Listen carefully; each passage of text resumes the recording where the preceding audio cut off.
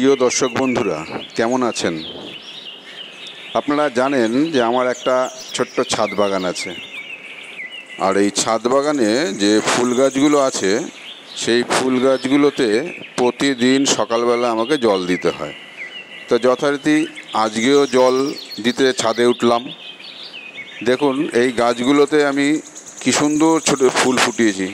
জবা ফুল বলুন, নাকচম্পা বলুন, নয়নতারা বলুন, জুঁই বলুন, বেল বলুন, কিছু কিছু ধরনের ফুল ফুটিয়েছি। তো এই জল দিতে দিতে যখন আকাশের দিকে তাকালাম, তখন দেখলাম আজকের প্রাকৃতিক শোভা দারুণ। আর এই প্রাকৃতিক সৌন্দর্য দেখে আর চুপ থাকতে পারলাম না। জল দেওয়া রেখে দিয়ে সোজা ঘরে চলে গেলাম, মোবাইলটা নিয়ে আসলাম আর ফ্রেমবন্দি করলাম ছবিগুলো। দেখুন তো প্রাকৃতিক সৌন্দর্য কাকে বলে। দেখুন সূর্যি মামা কীরকম লুকোচুরি খেলছে আমাদের সাথে। একবার আলো দিচ্ছে আর একবার মেঘের আড়ালে লুকিয়ে পড়ছে।